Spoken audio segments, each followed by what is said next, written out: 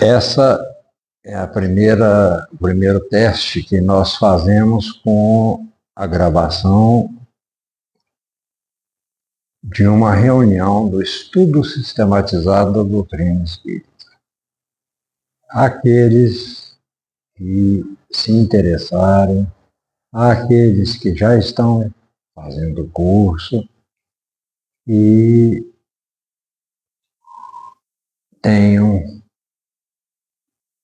o desejo, tenham a boa vontade de estar estudando conosco, aprendendo conosco, como nós todos aqui estamos nesse processo de aprendizado, a respeito de tudo que Allan Kardec nos deixou e, posteriormente, outros grandes médiuns nos deixaram grandes ensinamentos. Nós vamos dar início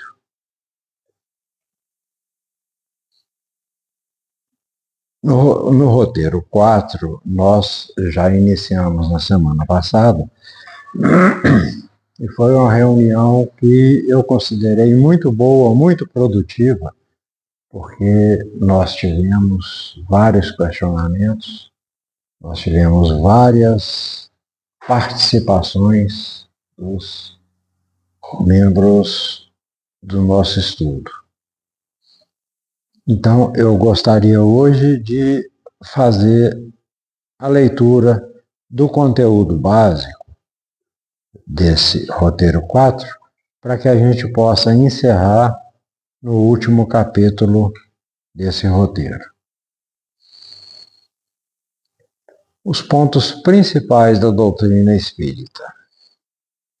Os pontos principais da doutrina espírita são Deus, Criador do Universo, o mundo espírita, habitado pelos espíritos desencarnados, a encarnação e reencarnação dos espíritos na Terra e em outros mundos, o melhoramento progressivo dos espíritos, que passam pelos diversos graus da hierarquia espírita até atingirem a perfeição moral, a relação constante dos espíritos desencarnados com os homens, espíritos encarnados.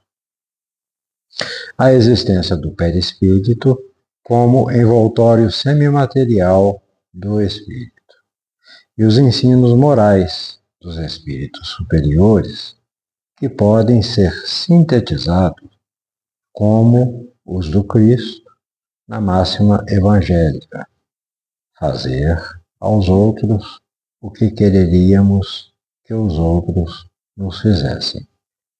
Está em Allan Kardec, no Livro dos Espíritos, na introdução. O item é o número 6. Na semana passada, a reunião foi muito produtiva, porque nós tivemos vários questionamentos e, como já terminando o nosso tempo, eu não pude responder a todos os questionamentos que foram feitos, principalmente pela Mara, pela Paloma, a respeito da manifestação dos espíritos com relação às coisas da matéria. Os espíritos, eles agem na matéria, então eles agem na matéria. Nós citamos os exemplos de espíritos que são, através de elementos que estão em torno deles, e eles podem se manifestar através de um processo de materialização, movendo objetos. Mas como isso? Nós vamos estudar mais à frente e nós estamos, aliás, mergulhados no fluido cósmico universal. Esse fluido cósmico universal, ele não é visível aos olhos humanos, mas ele é visível e manipulável pela espiritualidade. Então, os espíritos se utilizam do nosso ectoplasma, se utilizam do fluido cósmico universal, se utilizam das suas capacidades de poderem atuarem sobre a matéria também. Então, isso é só para complementar o que a gente deixou no ar na reunião da semana passada. Hoje, no último parágrafo, praticamente, desse estudo, vai ser um parágrafo bem dedicado às pessoas que estão estudando para as reuniões mediúnicas. Porque nós vamos falar aqui e no capítulo seguinte sobre as manifestações dos espíritos.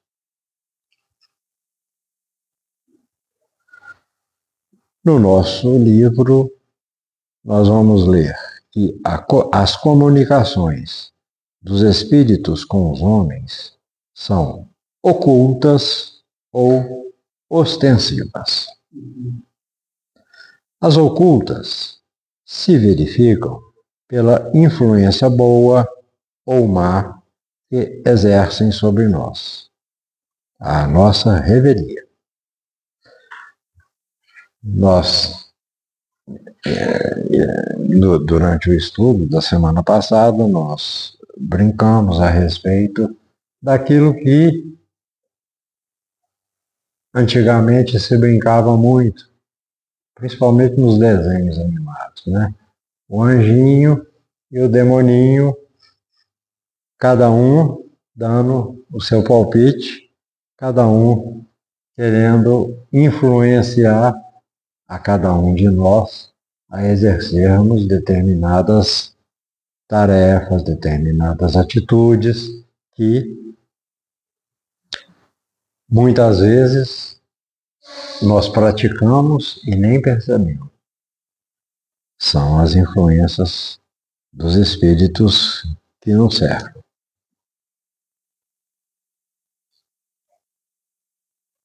Cabe ao nosso juízo discernir as boas das más inspirações.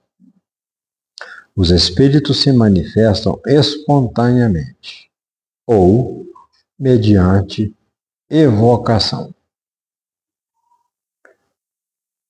Espontaneamente, como nós estudamos na semana passada, através de uma aparição que muito lá atrás se chamava de fantasma, assombração, né? Eles podem se manifestarem a cada um de nós de uma forma que nós possamos vê-los ou possamos sentir as suas presenças.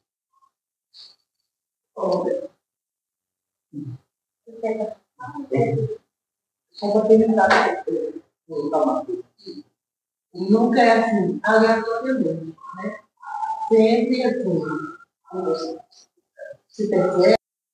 Mara pergunta, Marilane completa, se essa ou aparição ou essa manifestação que às vezes acontece, se elas vêm e acontecem aleatoriamente ou se elas têm um motivo real para que aquilo aconteça. Pode ser os dois.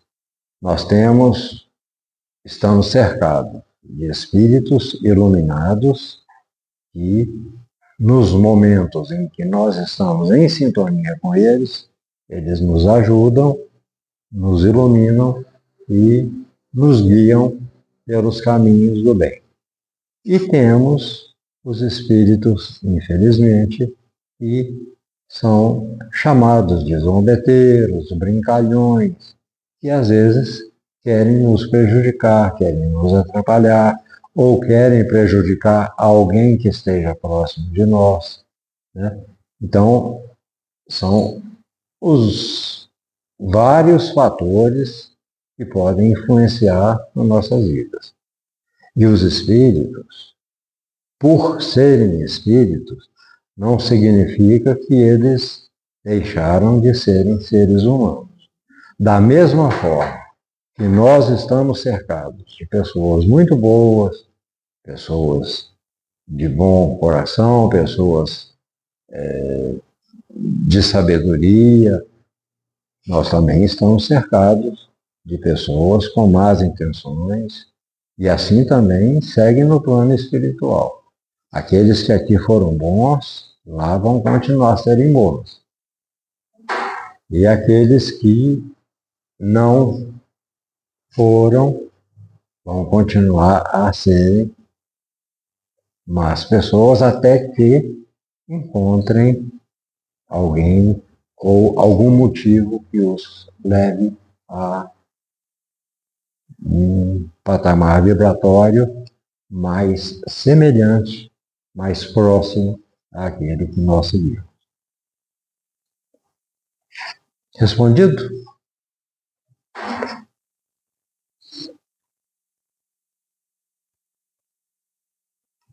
Os espíritos são atraídos na razão da simpatia que lhes inspire a natureza moral do meio que os evoca. Então, aqui nós já estamos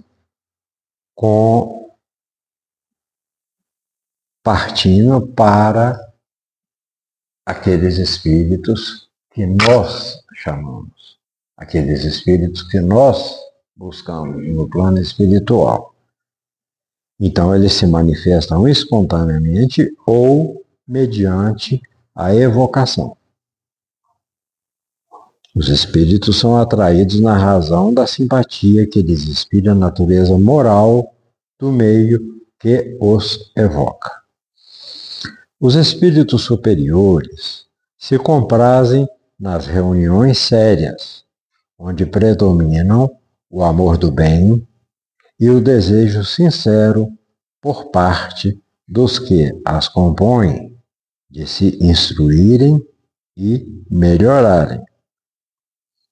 A presença deles afasta os espíritos inferiores, que inversamente encontram livre acesso e podem obrar com toda a liberdade entre as pessoas frívolas ou impelidas unicamente pela curiosidade e onde quer que existam maus instintos. Então, entre as pessoas.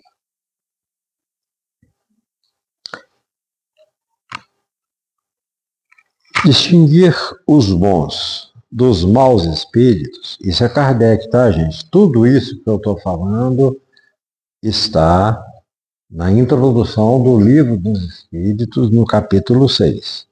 Allan Kardec nos fala tudo isso e são palavras dele. Ele, depois de todos os seus estudos, ele nos dá essas instruções. Distinguir os bons dos maus espíritos é extremamente fácil. Os espíritos superiores usam constantemente de linguagem digna, nobre, repassada da mais alta moralidade. A dos espíritos inferiores, ao contrário, é inconsequente, a miúde, trivial e até grosseira.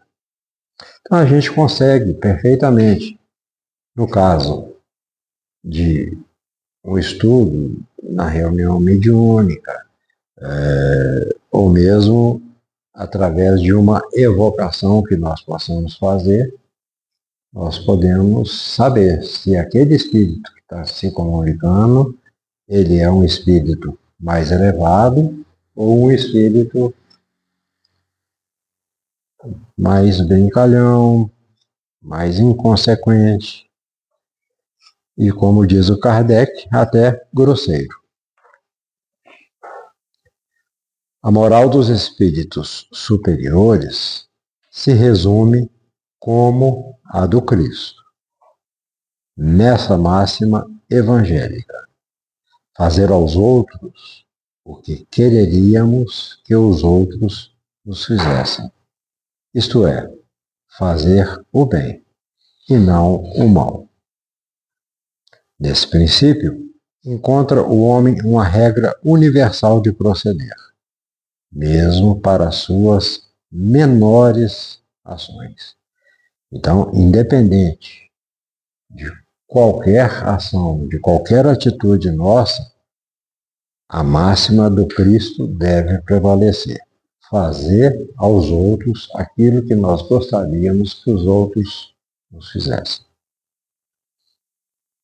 Ensinam finalmente que no mundo dos espíritos, nada podendo estar oculto, o hipócrita será desmascarado e patenteadas todas as suas torpezas. Que a presença inevitável e de todos os instantes daqueles para com quem houvermos procedido mal constitui um dos castigos que nos estão reservados, que no estado de inferioridade e superioridade dos espíritos correspondem penas e gozos desconhecidos na Terra. Então, quando a gente aprende pela doutrina espírita, nessa, vamos dizer assim, preleção que o Allan Kardec nos dá, a gente já começa a compreender que Deus não castiga, Deus não beneficia, não premia, simplesmente porque a gente chamou, porque a gente pediu. Nós vamos colher aquilo que plantar. Se, como diz o Kardec aqui, o hipócrita, o falso, o mentiroso, o ganancioso, ele praticou erros aqui, ele pode ficar escondido aqui das pessoas, mas no plano espiritual não tem como. Os espíritos superiores sabem, sentem e veem a mente daquela pessoa clara e limpidamente. Sempre haverá não é punição, sempre haverá uma cobrança para que aquele que praticou o mal, ele vá procurar a sua regeneração.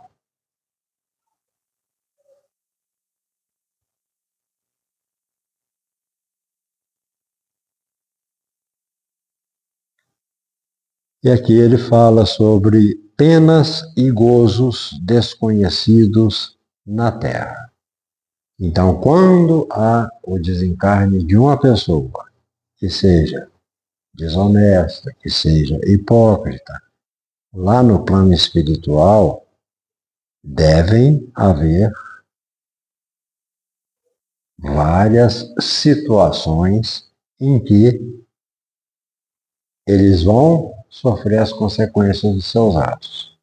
Mas, como diz o Kardec, por enquanto ainda são desconhecidos por nós aqui na Terra. Mas ensinam também que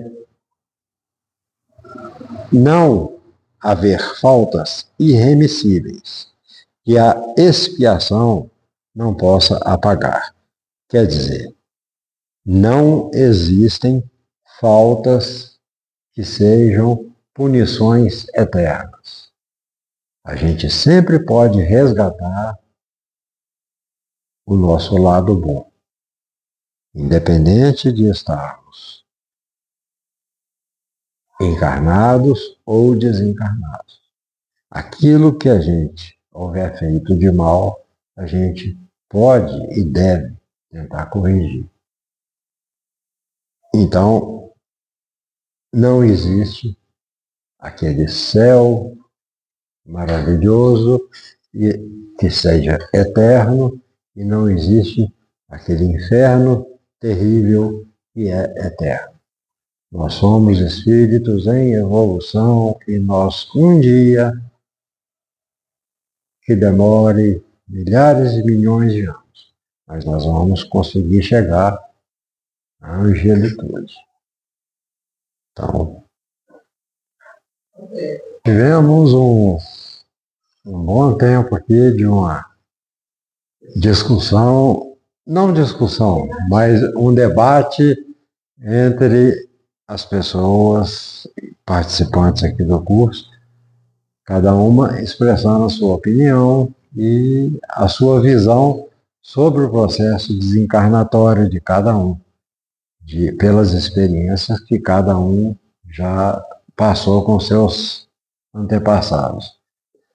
E é bom isso porque cada um expõe a sua maneira de enxergar e de ver que o processo da desencarnação, ele é um processo delicado, longo, às vezes, demorado, e que o espírito, mesmo que seja uma morte súbita, ele passa por um processo de sofrimento, de adaptação. É um processo natural, da mesma forma como é programada a nossa reencarnação, que demora dentro da barriga da mãe 9 meses. Agora, lá no plano espiritual, demora muito mais para preparar aquela mãe, para preparar aquela família que vai receber uma criança, né? Para preparar aquele espírito que vai reencarnar, às vezes, numa família que não seja muito afinizada com ele, com o modo de pensar, ou às vezes uma reencarnação de uma reconciliação, né? Então, os processos, tanto de vir quanto o de voltar, são meio complexos. Cada um tem o seu, cada um é uma individualidade, e cada um vai passar por isso de uma forma ou de outra. Ou bem ou mal, dependendo do seu comportamento e de seu adiantamento. Então, ensinam também que não existem faltas irremissíveis, que a expiação não possa apagar. Os meios de consegui-lo encontra o homem nas diferentes existências, que lhe permitem avançar conformemente aos seus desejos e esforços, na senda do progresso para a perfeição, que é o seu destino final. Eis assim os pontos principais da doutrina espírita que serão desenvolvidos no transcorrer deste curso. No próximo capítulo, no próximo módulo, a gente já vai entrar nesses processos dos fenômenos mediúnicos. A gente não deve começar hoje esse estudo. Eu só gostaria de ler esse conteúdo básico para chamar a atenção das pessoas que estão aqui e das pessoas que não estão, que como da importância da gente compreender como se dá o processo mediúnico. Para quem está com a apostila diferente, o título é Fenômenos Mediúnicos que antecederam a codificação. Dá uma pausazinha até o... Nós vamos pegar aqui no roteiro 1 do segundo módulo os fenômenos mediúnicos que antecederam a codificação. O fenômeno de Hydesville e as mesas girantes.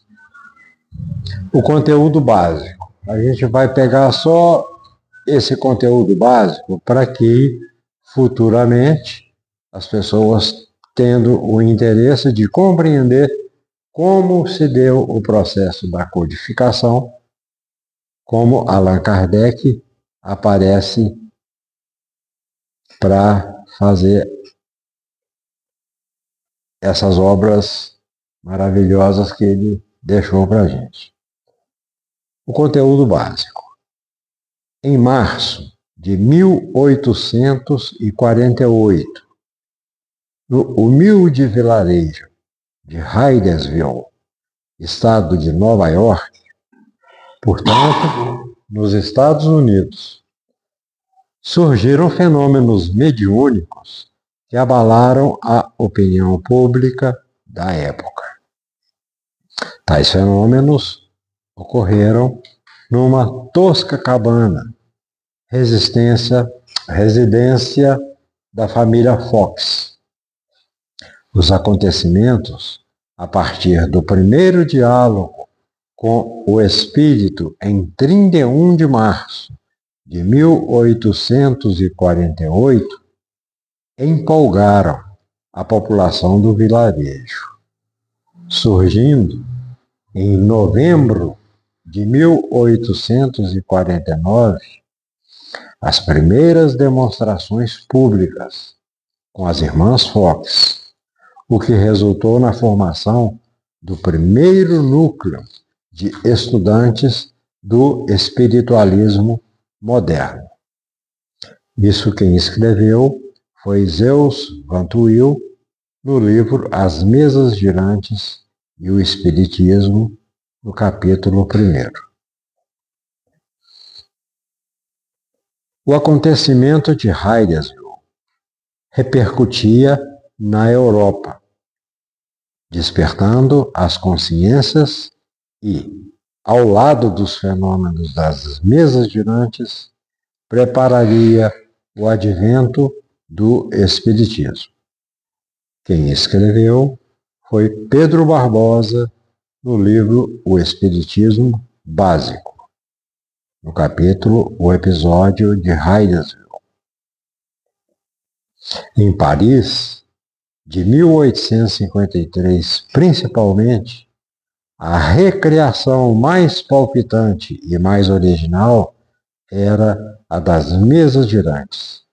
Então, a partir do que aconteceu em Hydesville e foi parar no ouvido dos europeus, esse fenômeno, para os europeus, passou a ser uma brincadeira, como a gente que, quando era criança, adolescente, brincava com o copo que andava na mesa, né?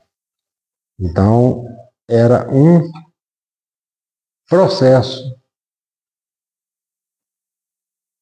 que estava em iniciação da codificação da doutrina espírita, mas que, em princípio, ele era levado como uma curiosidade, uma brincadeira.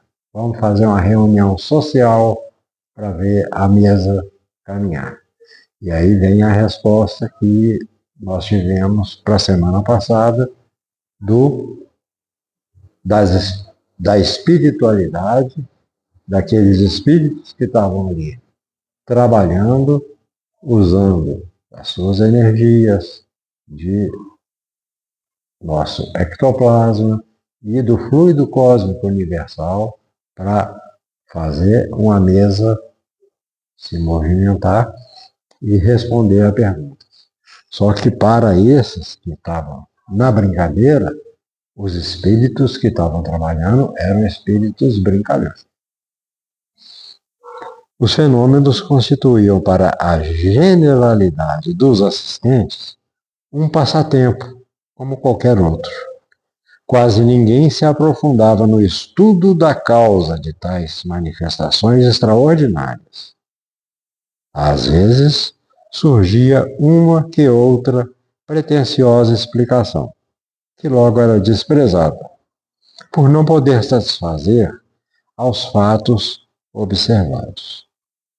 Novamente, está no livro A Fagulha da Renovação, de Zeus Montuil e Francisco Thyssen. Francisco Thyssen já foi presidente da Federação Espírita Brasileira. E está em Allan Kardec, A Fagulha da Renovação. Os espíritos, aproveitando-se da onda de curiosidade que invadira todas as plagas, as nações europeias e alhures, nelas também se movimentaram intensamente, no grandioso e abençoado objetivo de despertamento progressivo dos homens para as realidades vivas da vida póstuma. Zeus Montuil, As Mesas Girantes do Espiritismo, capítulo 10.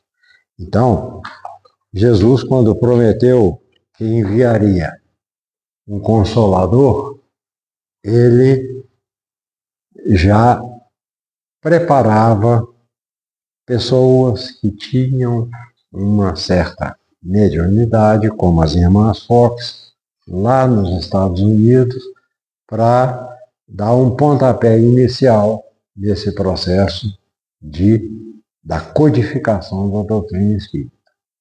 Aquela coisa inicial que estava nascendo nos Estados Unidos chega aos europeus e eles passam a brincar muito com aquilo, mas tudo já estava sendo preparado pela espiritualidade para a vinda do Consolador. A terceira revelação. A primeira, Deus, a segunda, Jesus, e a terceira, o Espírito da Verdade. E vem, então, coordenar todo o processo da codificação da doutrina espírita. Isso nós vamos dar início, então, na próxima semana.